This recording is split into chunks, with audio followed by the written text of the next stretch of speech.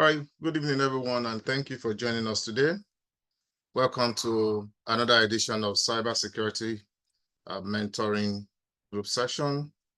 And it's a platform where we'll share, we'll learn, and we'll connect with other professionals who have been there and who have done that. Today, again, we bring you an important guest, and we'll be going through the profile in a minute. First, let me go through some of the preambles that we often go through to introduce cybersecurity mentoring. We started this about 2 years ago, and we thought that it is important to provide opportunity for cybersecurity professionals, especially those who are starting their journey, so that they can at least learn from others who have, been on that path for a while. And so far, we've had security professionals from different industries that have come and spoken to us and given quite some succinct direction that people have followed and are making headway in their career.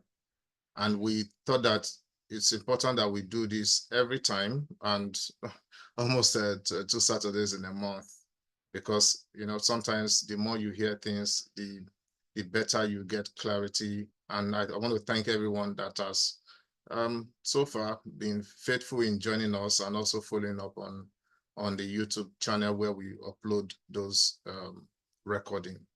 And today also we've looked out for someone who will be sharing their journey, and particularly we'll be talking about threat intelligence and hunting, and really why this is very, very important.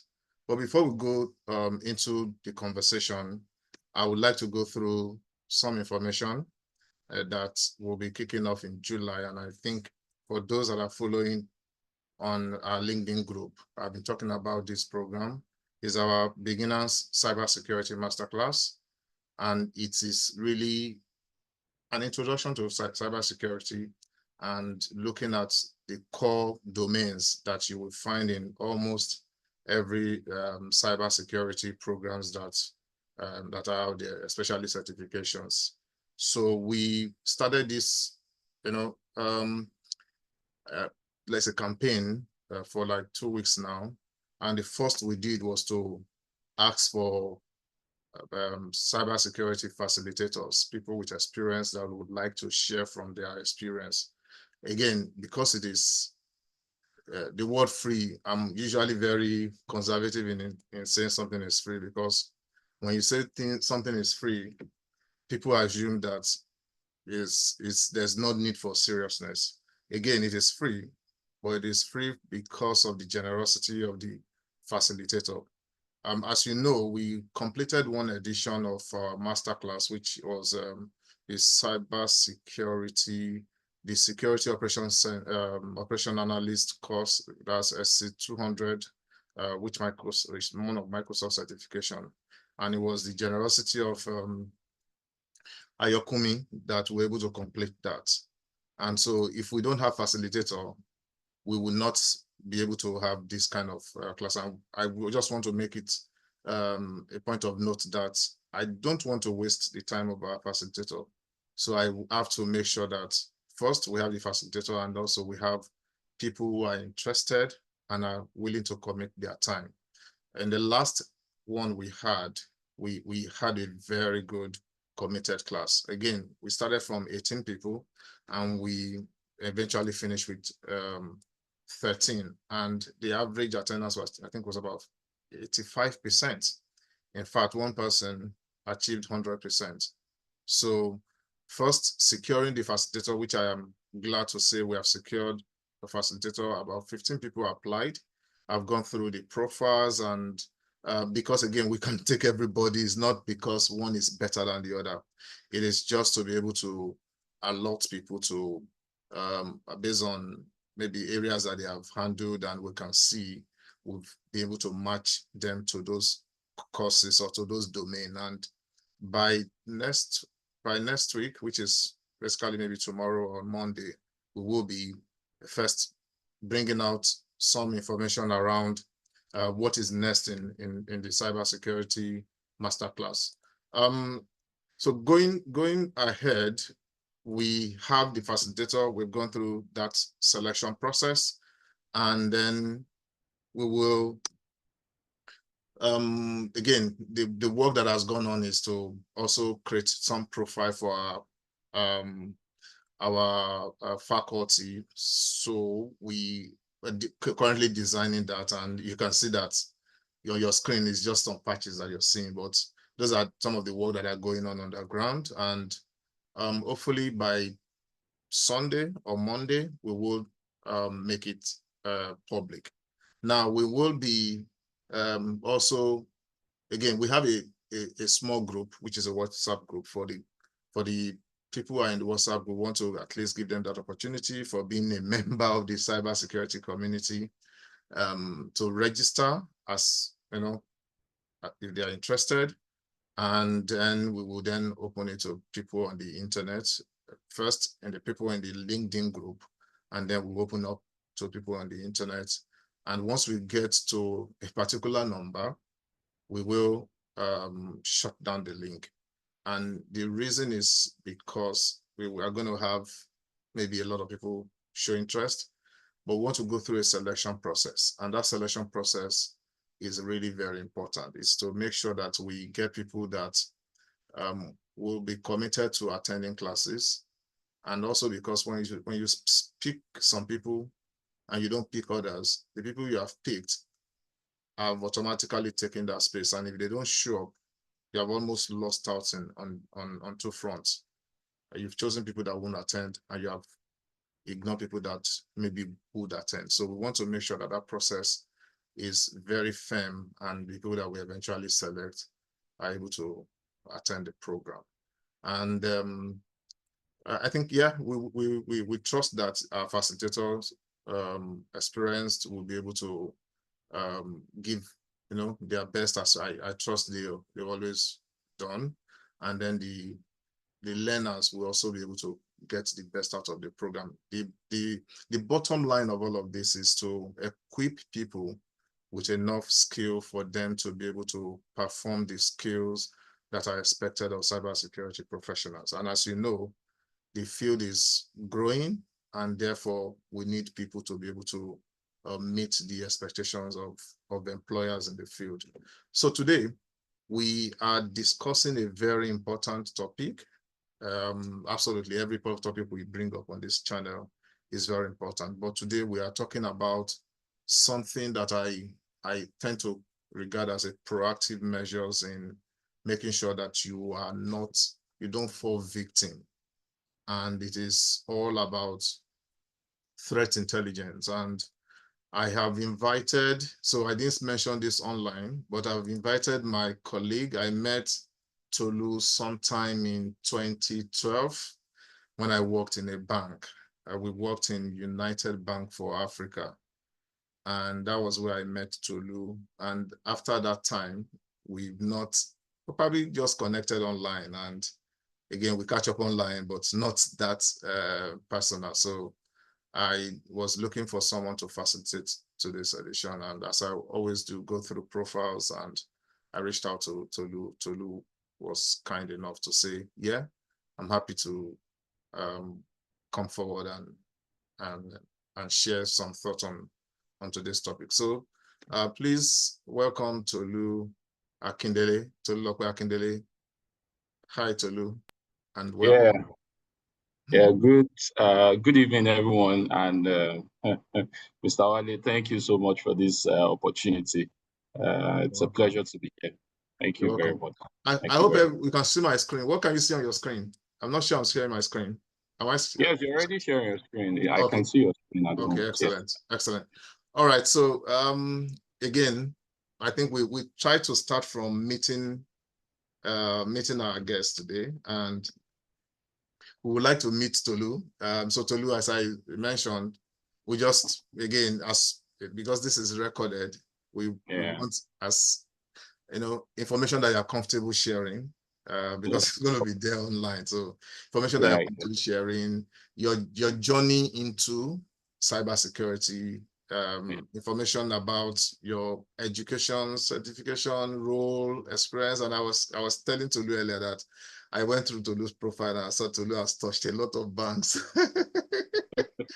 Yeah, so if whatever you are comfortable sharing with us, just let our cybersecurity mentoring group let us meet Tolu. No problem. Good evening, everyone, and it's a pleasure to be here. My name is Tolulope Akindele, as seen in the presentation, and as mentioned, I've been in the cybersecurity field for over roughly 13 years now, and I've always been in the financial institution, and like you mentioned, the first place where we met was like my first permanent job, which was with United Bank of Africa, UBA. Then after that, I moved to a couple of other banks up to the point where I am at the moment. When I was with United Bank of Africa, UBA, I started as a fraud analyst. And in all honesty, for someone for my BSc, I studied computer science. Then for my MSc, I studied information technology. Being a fraud analyst didn't really, didn't make me maximize, my knowledge. So I remember then the opportunity came, because I've engaged. I'm sure Mr. Wale remember Ike. Ike. So I've engaged him, and he asked me a couple of questions around, my background, and I expressed to him that I studied IT, and he asked me a couple of technical questions. I was able to answer it, and when the opportunity came, he was one of the first people to raise my name in the meeting that this is the person we need in cybersecurity, that you're just wasting this person in a fraud team. And I think what I'll just use that as is, opportunities will always come, but you just have to be sure you're prepared, you have all the necessary requirements to meet up when those opportunities arise. And I think that was just the case for me. And from there, I kept, developing myself. I think I started as a database security person, using tools like Impeva and the likes, and from there, I transitioned up until where I'm now the head of the information and cybersecurity monitoring of another bank. So that's just a brief summary of my background. Yeah. Yeah, thanks, Tolu. And thank you for sharing about your journey. Yeah, we actually hosted Ike also some time ago. Yeah. Last year, yeah, we hosted Ike, and we're still in contact too. Okay, going into the next question. Next question is really about the subject we are talking about today. Again, it may not be something that a lot of people are maybe familiar with or think that is important, and I think it will be good for us to lay that foundation of exactly what we're talking about.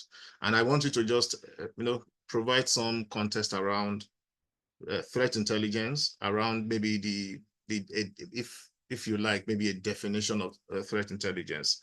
And maybe for those that are new, because as I told you, we have some people that are new to cybersecurity, some people that are working in another field currently, and they are not sure exactly what intelligence or threat intelligence is. Maybe intelligence, they will be thinking about DSS.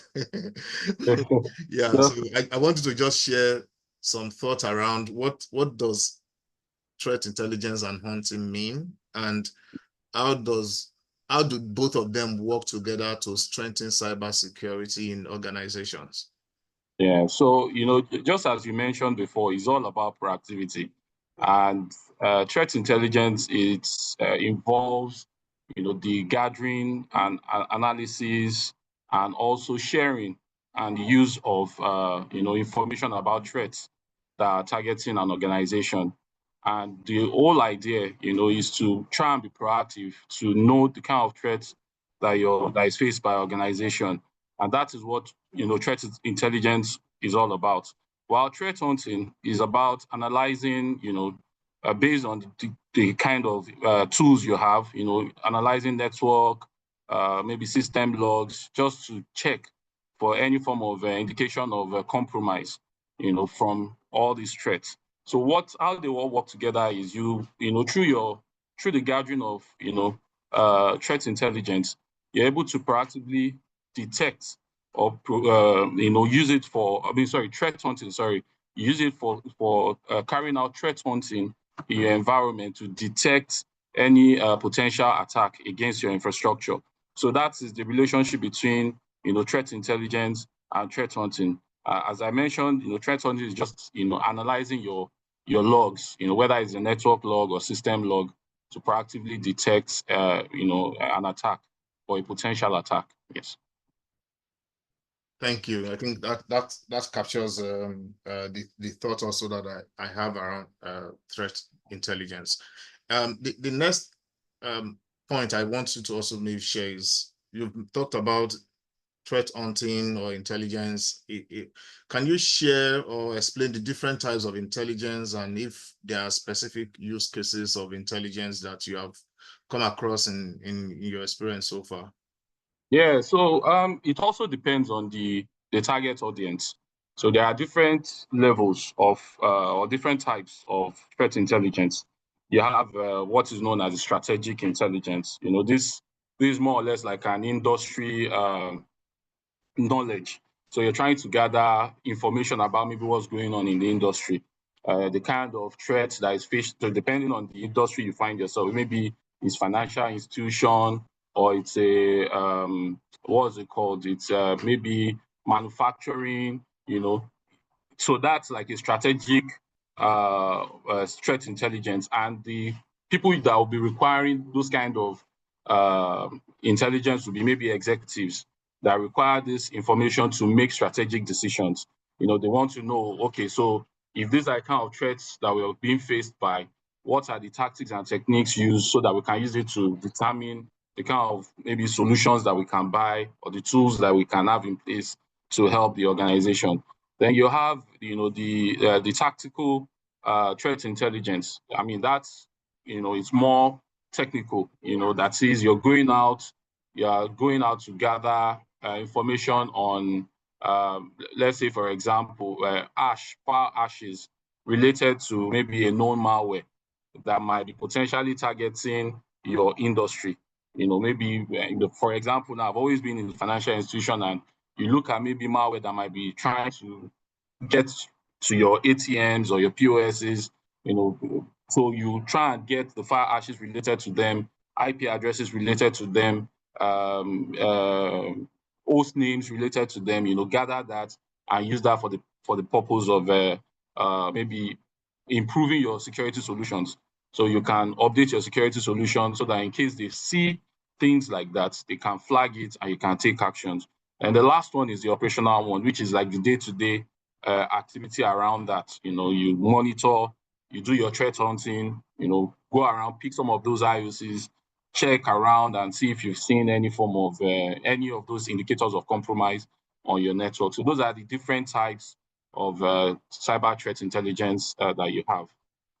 Thank you. I think when you mentioned IOC, I remember when I was in the fintech I spent some time at.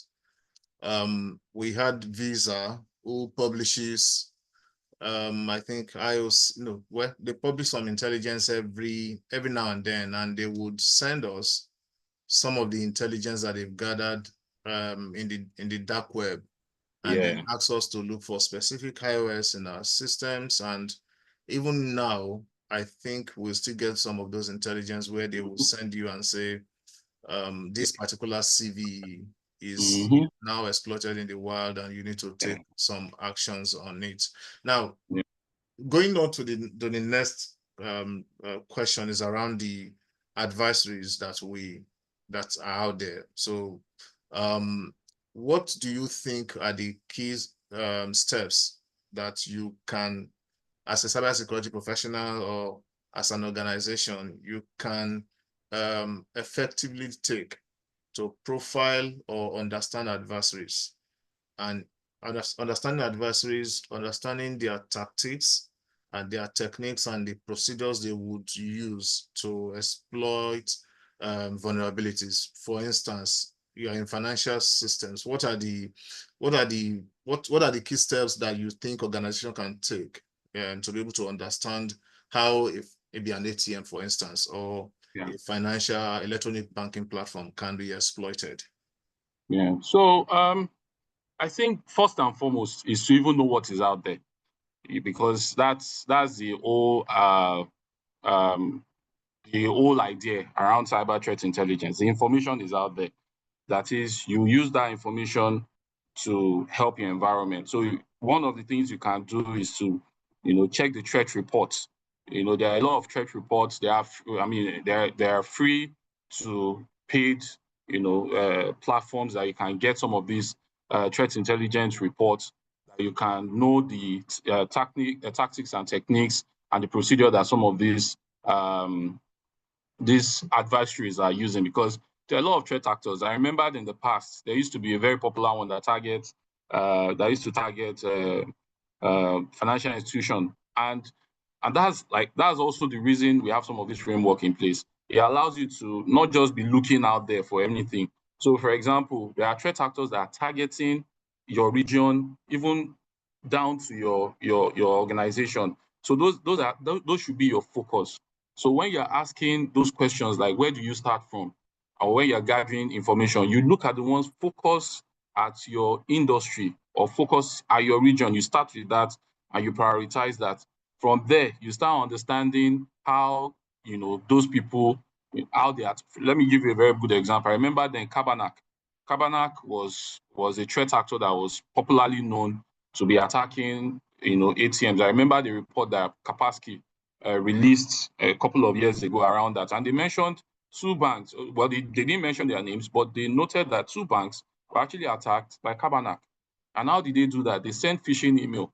And at times, as much as cybersecurity focuses on technical controls and all, that's when you also understand that it's beyond that, because most attacks start from phishing campaigns, social engineering, and that was how they started. They started. They sent phishing mails, like invoices, and you'll be so shocked that a lot of people, no matter how maybe I don't want to use, no matter how simple some of these attacks are, you still see people falling for them.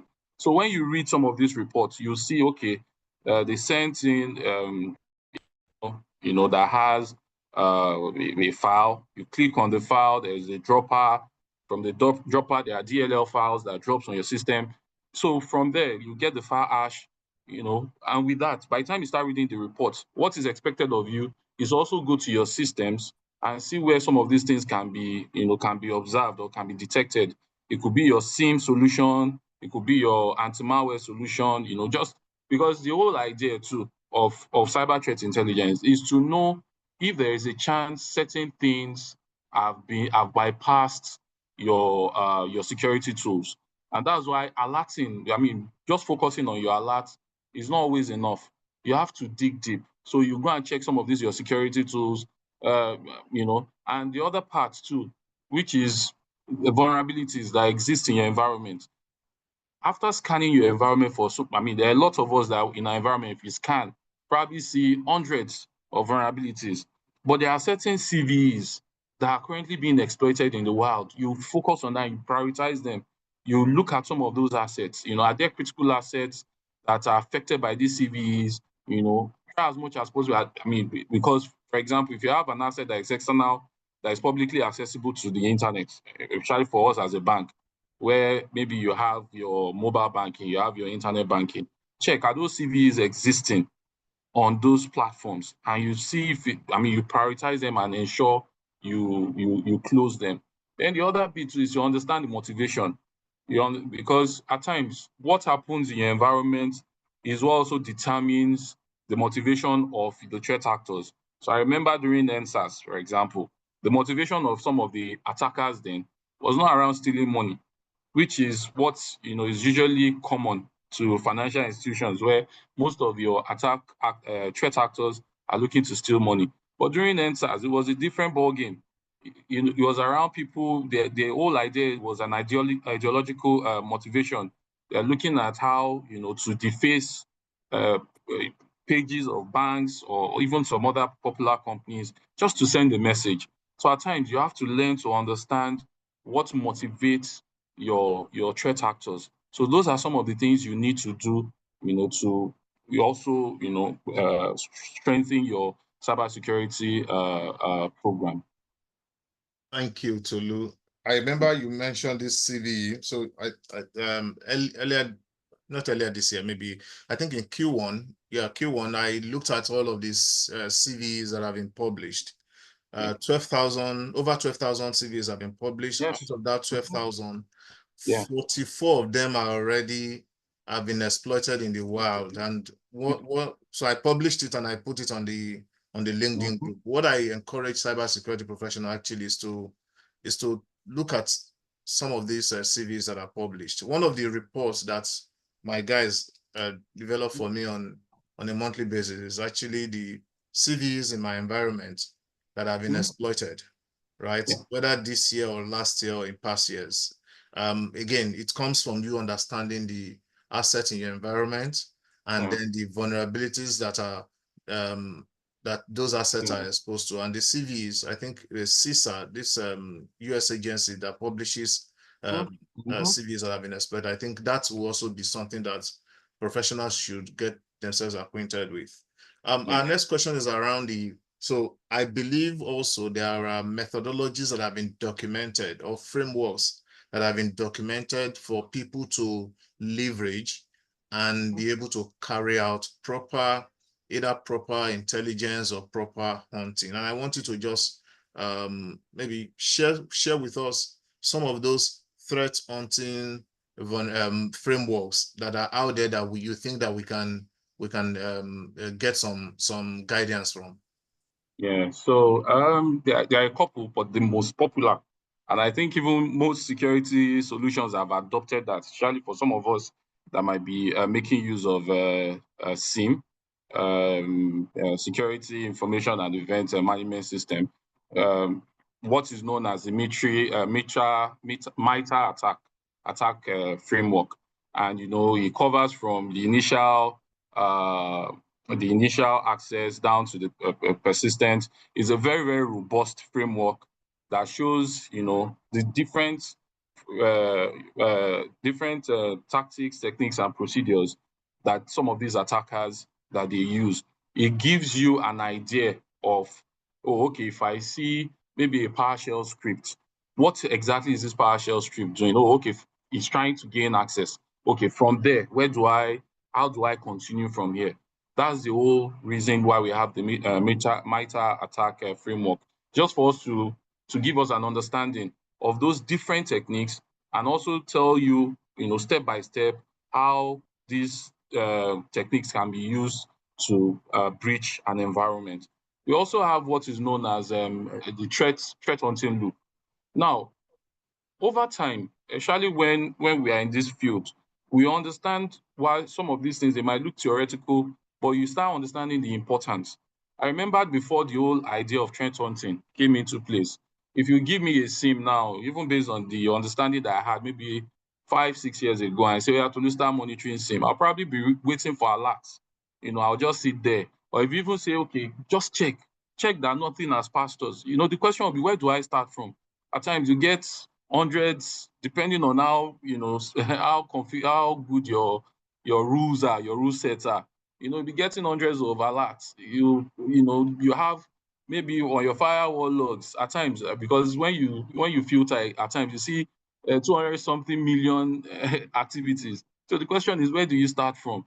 So at times there are different frameworks. There's a framework called threat hunting loop, for example, which it's just something that guides you on how you carry out your threat hunting. That is a step-by-step way while you carry out your threat hunting. And the whole idea is, okay, you start with the hypothesis. Okay, let's say the hypothesis might be, okay, we're a bank now. What if somebody has found a way, maybe sent a phishing email to maybe the person managing our ATMs, for example, and the person has clicked on it and there is a file that dropped?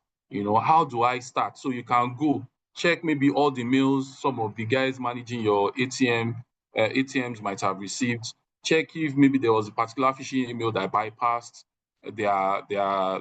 bypassed your email security. Check, you can just give them a look, try and look through the subject of the mails and check maybe, okay, did they visit any malicious domain during that period? Was there a file that dropped on their system? You check your endpoint security solutions. I know a lot of people now, instead of anti-malware, they have what they call XDR solutions, that can highlight, some of the files that might have run on systems. Check maybe sysmon logs, just to identify some of these things. Have there been a PowerShell script run on these people's systems? So from there, you hunt. So from hypothesis, you hunt, then if you now potentially detect anything, then you can now respond. And the most important one too is the feedback, which involves reporting and the whole idea too, and that's the connection between threat hunting and cyber threat intelligence now. So if you detect something in your environment, it's just advisable. Your organization is not an island, so you have to share. Now, you don't necessarily have to say, oh, they hacked us, but there are different, threat intel platforms where they won't even disclose your company, but you can just share that, see, this was what we saw in our environment, and they can share that information anonymously with other platforms. And the same way too, you can go to those platforms and see what is going on out there with, other people. So those are some of you also have the cyber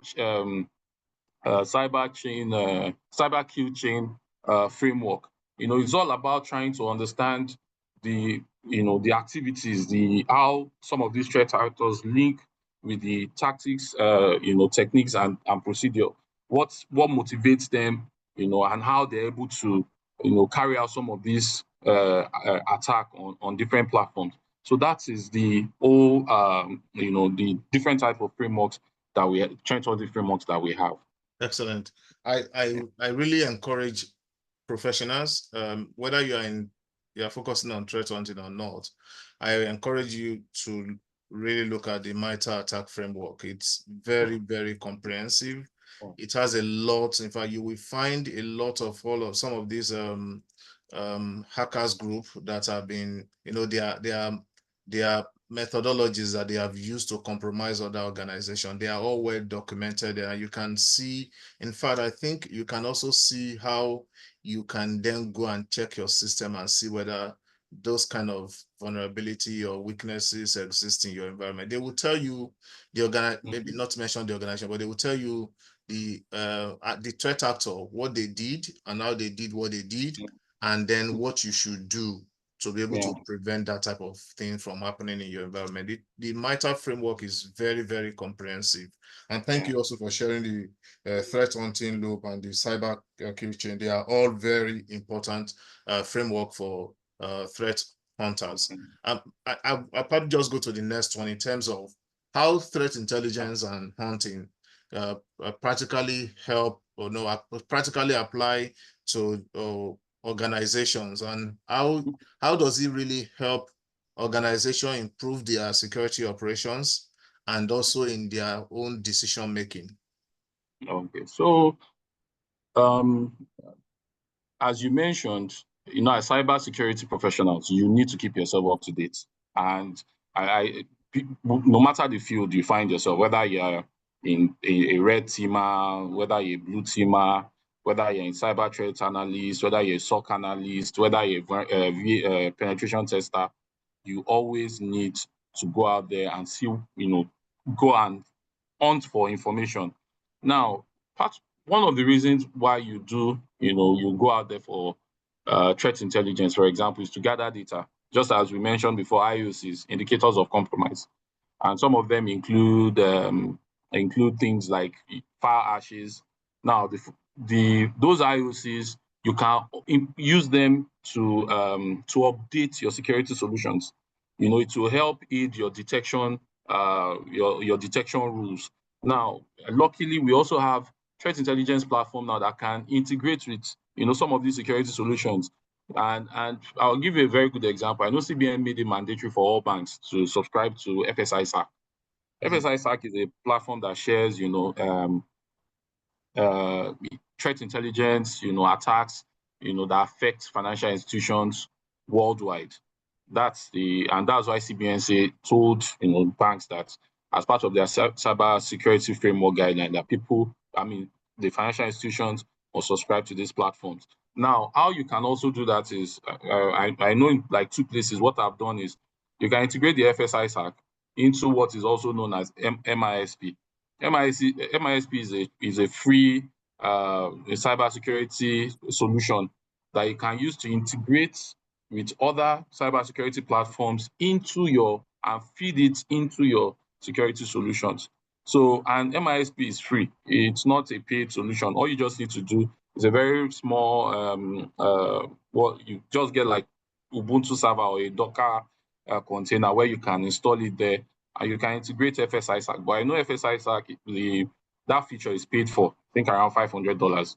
So you can integrate it, and when your security solutions tool is analyzing IP addresses or analyzing file hashes, they will use that to do comparison to see, so it helps you enhance your detection rules. Now, another benefit of threat intelligence and threat hunting is they help you prioritize vulnerabilities. As we mentioned before, in all honesty, I'm not sure I've been to any environment, and I'm sure it's like that almost everywhere. I don't think there's any environment you go to now that they will do a scan of the environment and there will be zero vulnerabilities. I have not seen. If I go to that environment, I'll probably it will be a very good place to work. Because the truth of the matter is, I'll give you a very good example. Google Chrome on your system. You will see vulnerabilities there almost every other day. It comes out. So, to keep track of all of these vulnerabilities is a problem. But threat intelligence will help you prioritize. It will tell you, see, this CVEs, out of this maybe 1,000 CVEs that you have in your environment, 44 is being exploited. Focus on the 44. Close those ones first. You understand? So it helps you, plan. And also your incident response readiness. You can, especially when you do threat hunting and you see something legitimate in your environment, it also lets you know how fast your incident response is, how fast you're able to respond to incident response. How long is it taking us to even detect a threat in our environment. Those are some of the benefits of this or the applications of how threat hunting and threat intelligence will help protect your environment better. And as we said, it's about staying ahead of these cyber attackers, all these threat actors. It's about staying ahead of them, because whether you like it or not, if you think, at times there's this false sense of security that we have, that nobody's looking at us, but at the end of the day, when you read certain reports and you look at the region, you see Africa, at times they might not even tell you it's Nigeria, but you see, it should give you some sense of you are not totally isolated from some of these things. So it helps you, prepare for, any potential attack against your organization. So those are some of the applications of these and some of the benefits as well. Thank you. You mentioned, so I just want to ask, I remember in 2017 or 16, I know CBN was trying to do some kind of information sharing amongst the financial institution. I know because they kind of saw that what happens to Bank A automatically almost happen to Bank B. Therefore, if banks have a way of sharing information, I think it will help. Were they successful in that push? I think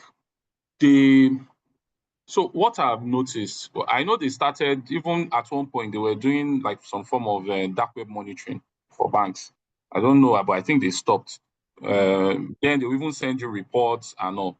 So what they've done is this: I think they've collaborated with NFI, CCSO NFI, where if something happens at Bank A, they share it through the CISOs. So they've been able to achieve that to some extent, at least through that platform, through that CCSO NFI. I know when there is but they will definitely not mention the bank, but they will just say, go and check for this. One of the challenges I think we face here and I'm sure we've seen some of the things happening in the news, is that the problem we have, or the major threats in Nigeria right now, are usually, internal insiders. You understand? From somebody from the outside. I'm not trying to brag about most banking technical controls, but I think because of the challenge at times for people to break in from outside, they try to leverage either to plant people or to, try and sway people internally to purposely compromise the network. But I think with this information sharing now, when we see certain threats, other people are taking those, information to also protect themselves very well, even against insider threats. So that's what. Yeah, So, but thank you. I think they're able to achieve that. Yes. That's a good improvement actually, because it's really information sharing. Intelligence without information sharing is you are just working in isolation, and you don't want to be the victim, really. You don't want to be the victim. The other thing you spoke about is Google Chrome. When you mentioned Google Chrome, I remember also that I'm currently writing a paper to help my organization decide whether we want to. So we have roughly about 3 browsers, and the most vulnerable, or the most, well, the ones that they publish the most vulnerability is Google Chrome. Like you said, Google Chrome can get 5-7 updates in a week. And some of those updates are exploitable, or they've been exploited. So I'm currently writing a paper to be able to advise and say, why do we need 3 browsers? Maybe we should go with 1 as a default, and then pick one other. If, for instance, Edge doesn't work for a particular application, or application doesn't work for a Edge, we can then say, on a exceptional basis, we can then approve for some of those things. And it's really very important. And I think you can apply risk acceptance or risk mitigation process in terms of saying, this particular tool that is, or this particular solution that is giving me a lot of alerts, do I really need this tool, or do I just want to yank it off my system? So that, again, you are able to prioritize on focusing on what matters. 2 million attacks, 2 million alerts, they are not something you want to work on. Thanks. My next question is around the common threats intelligence platforms and maybe the tools that are out there. It's interesting to note that there's a lot of tools. There's a lot of intelligence platforms. Some of them, like you mentioned, they are paid for services, but there are quite a lot that are also free. Sometimes I'm doing some investigation on some links, and I just go to put them on some platform, and they're able to tell me whether it's vulnerable or not. I just wanted to share with us some of those intelligence platform or threat hunting tools that you think cybersecurity professional should know about, and also they can use for threat hunting or threat intelligence. So, I think I'll start with threat intelligence platforms. So for threat intelligence platforms, we have a couple of free ones. So maybe I'll start with that one. I know this one is quite common amongst cybersecurity professionals, VirusTotal, because at least you can use it to check for if a file hash is, if it's malicious or not. That's a very popular one, and it's free. But I know there's also a paid version of it, and the paid version, helps you drill further, and you can also make multiple requests, especially if you want to plug it to your security solution. So I think that part is paid for, so that you can make multiple API calls. I think that's the paid version of the VirusTotal. You also have Threat Connect. Threat Connect is also, I think, up until, because I'm not sure I've been using it, but Threat Connect was also free. But I don't know about now. But Threat Connect used to be free. Alien Vault, which is now known as, I think, Level Blue Lab, is known as Level Blue Lab, Alien Vault OTX. If you go to alienvaultotx.com, it redirects you to that platform where you can also check for IOC. So if you see an IP address now, you want to know if it's related to any known threats, you can just search the domains, even file hash as well.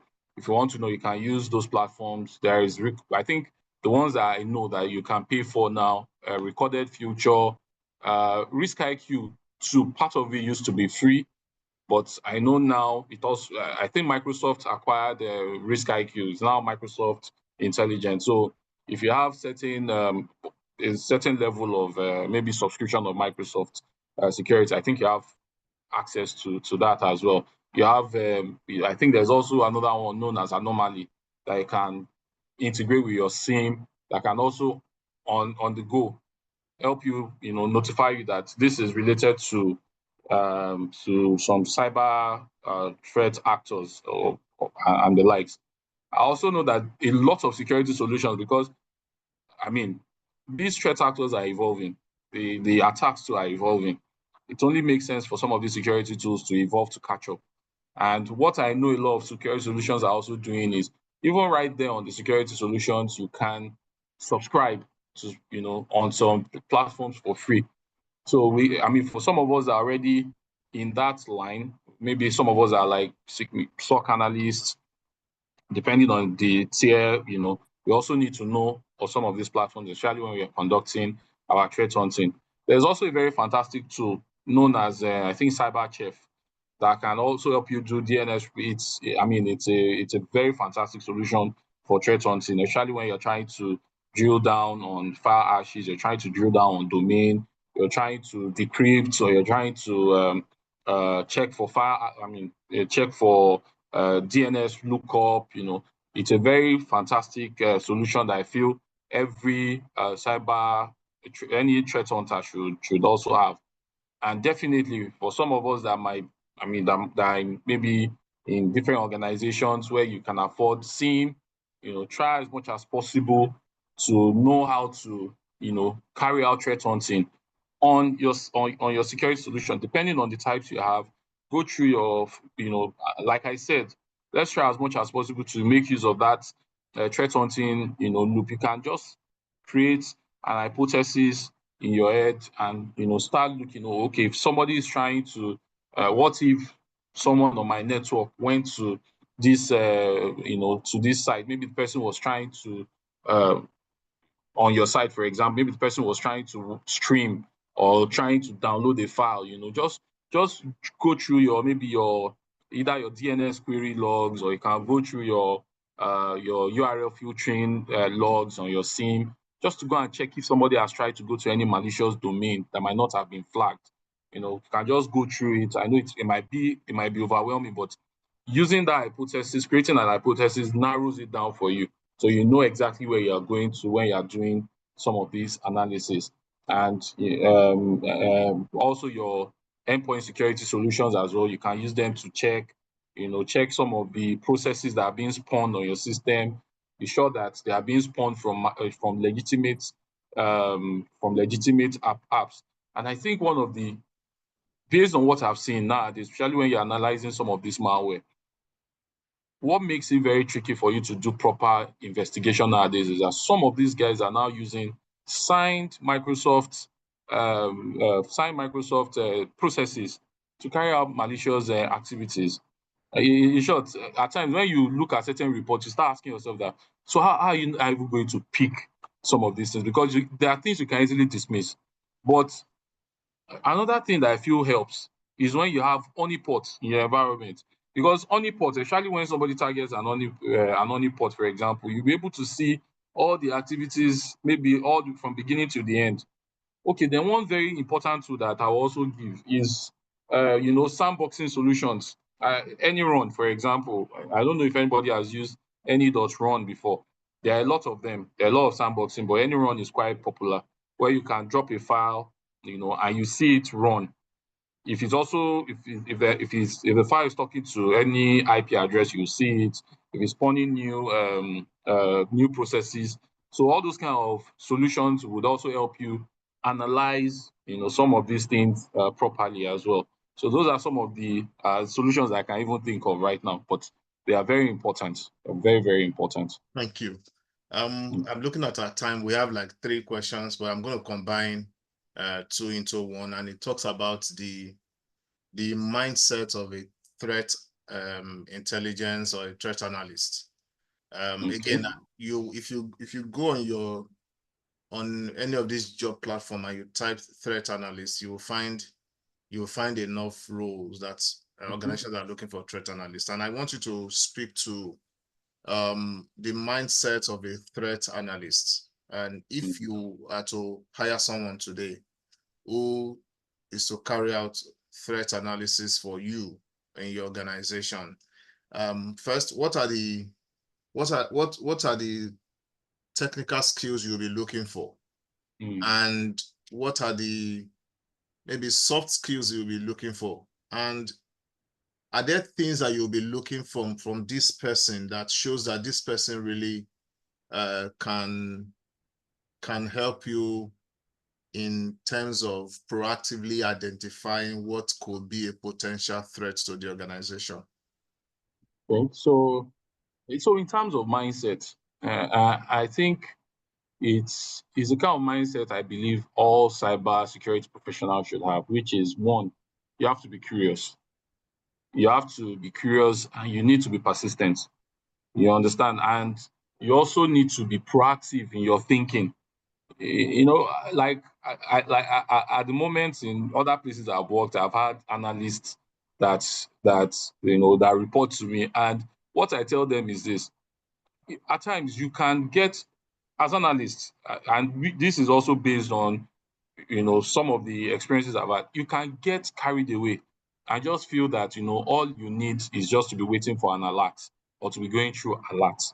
You have to be you have to go beyond that. You have to just be curious that you know and I feel if you also have that mindset of what if this security solution didn't flag some of these things, because most times, most often than not, some of these attacks, you find out that some of these security solutions might not, although there might be something that might have given you a sign somewhere. It could be your email security. It might be it might even be a CVE. So let me give you a very good example. You mentioned Chrome now that,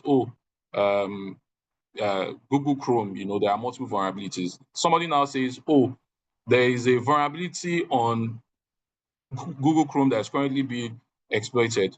The first thing you can do is, let me even go and check, is there any of our external facing servers that has Google Chrome? Let me even just go and check. You now find out, maybe because we were doing troubleshooting, somebody installed Google Chrome on your system, and from the web, maybe somebody was able to bypass your web application firewall and ran an attack, an OS attack on your server that was now able to bypass or able to exploit the Google Chrome. You can just go and check, was there any form of signature that could flag the kind of, especially maybe after reading the report of how it's being exploited, maybe there is a particular script or there is a particular file. You can check on that system.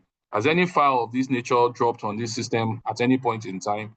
You can run a scan, a malware scan on the system to see if any of those things have been flagged, on those systems. You can check the IP addresses that's been talking to. Has anyone maybe mentioned in the reports been seen on my network? So you have to be curious, and you have to be diligent.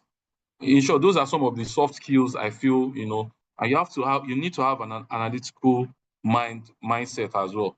Now, for the technical skills, at least based on the trend now, you look at somebody that has scripting skills. And like I tell people, fine, I understand how difficult it is to learn programming. But nowadays, I'm not saying you should be a full-blown application developer, but Python can assist you to develop certain automation scripts that can help you, for example, let me give you an example of what Python can do.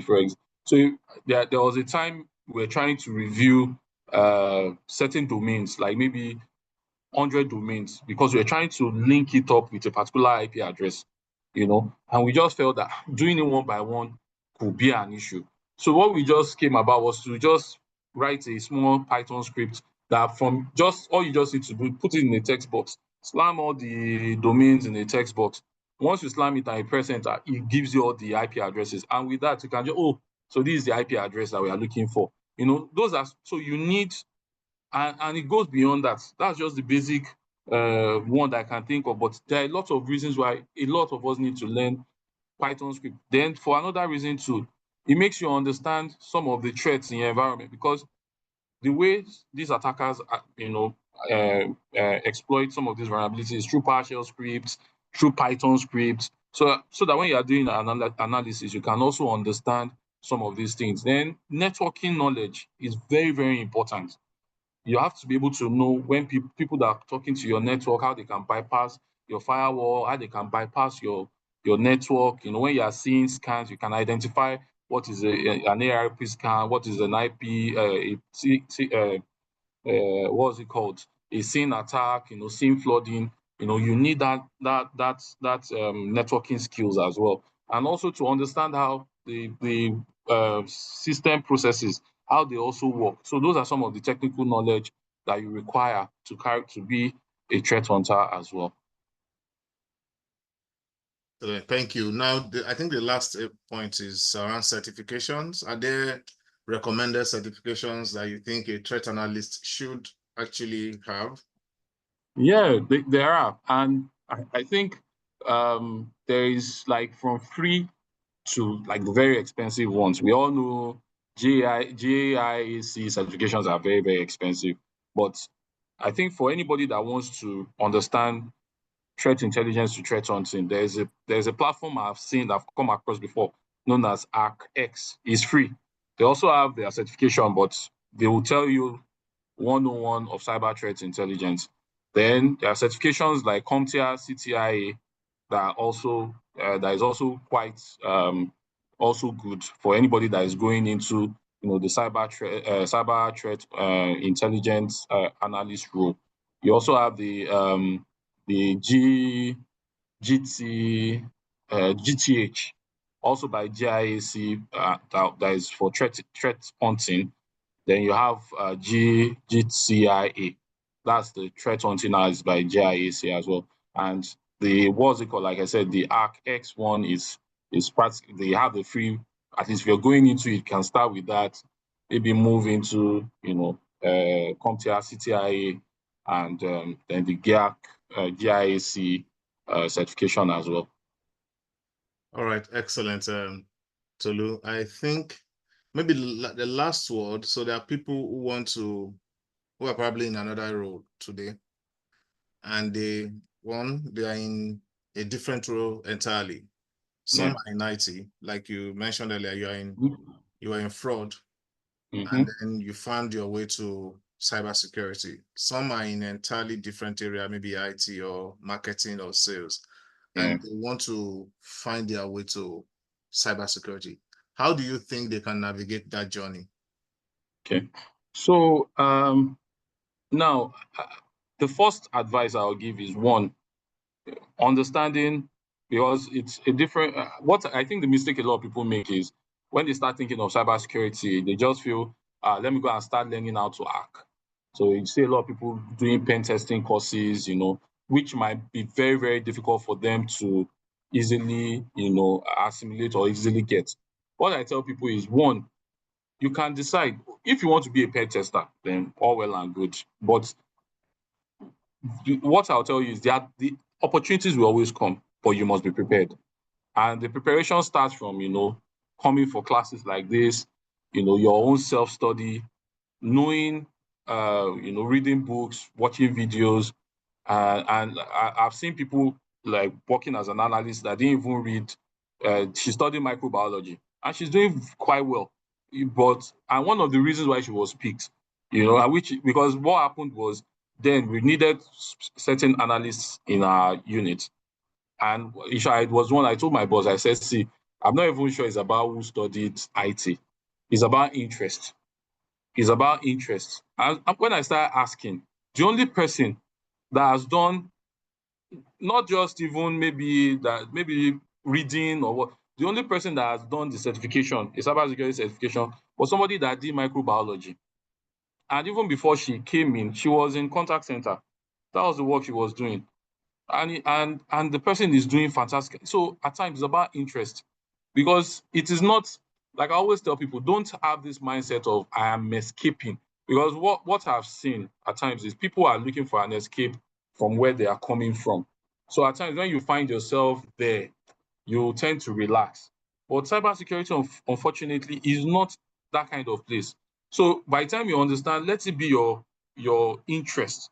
Let it be interest that is driving you towards cybersecurity. That, oh, I want to learn this thing, and I know that there is also a reward in cyber because it gives you opportunity for growth, and that's just the honest truth. I've seen people that have moved, significantly faster than their peers, just because of the opportunities that are there in the cybersecurity field.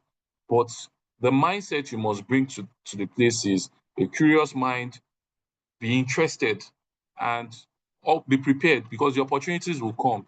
Try and write as many certifications as possible, but don't just write the certification, know it. And I can assure you that the opportunities will always come. Once they come and you can speak to it, because that's what people will do. They will ask you questions. Once you can speak and they say, oh, this person, it seems this person, nobody cares. Nobody will care about your first degree or where you are coming from. It's just what you are able to, to show or to display.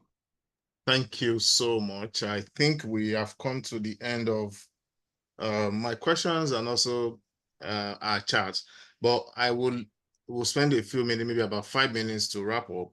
So if you have any question for Tolu on the session, you can drop it in the chat and we'll pick them up in another 2 or 3 minutes.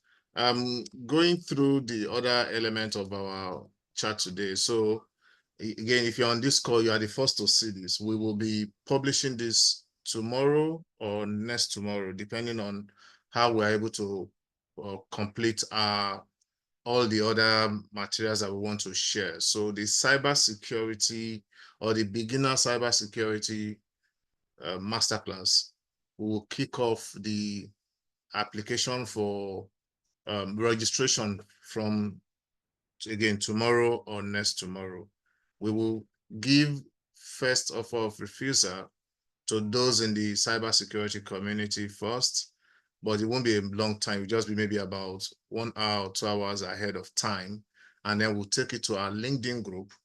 Again, maybe another 2 hours, and then we take it to the wider world and every other platform that anybody can apply to. What we want to make sure is that people in-house get the advantage first, and then we open it up. Again, there are we don't have every space available, so we have limited space to cover. So once the links drops, I encourage you, if you are in the group, in the WhatsApp group, I encourage you to register. Please complete the form as honestly as possible and as simple as possible, because we need to make a decision on the feedback we receive from the form. And again, please do not forward it to people that are not in the group, because that is not the purpose. The purpose is for people in the group to register first. Once we do that, an hour after, we will put it on LinkedIn, and any other person can pick it up who is in the group, and then we'll take it up to every other community. And at that point, you are free to share it.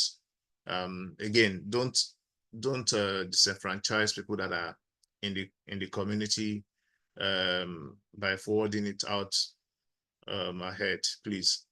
All right, so that will be taken care of. And again, I wanted to share about our next guest, and is a very senior person, and most of you probably would have met him virtually on LinkedIn, and he was appointed recently into a global cybersecurity board. I reached out to him and he was happy to come speak to us. I wanted to postpone it before, but he said he's willing to come. I said, we are not many, people we are not much. But he said, no, that he's happy to support the community. So he's very experienced. He's an elderly person. He's an elderly person. So spent over 30 years, has a lot of publications. ISAC is a well-known writer, and we'll be talking to him on the 28th of this month. By July 3rd, we will kick off our cybersecurity masterclass for beginners, and we will start that part of communicating or registration by tomorrow or next tomorrow. All right, I have a chat in the group.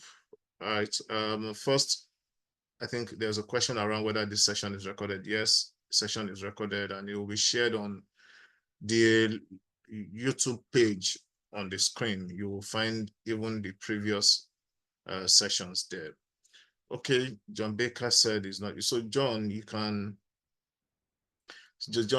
if you can find me on LinkedIn and you can chat me, and we will find a way to get you started in the group chat.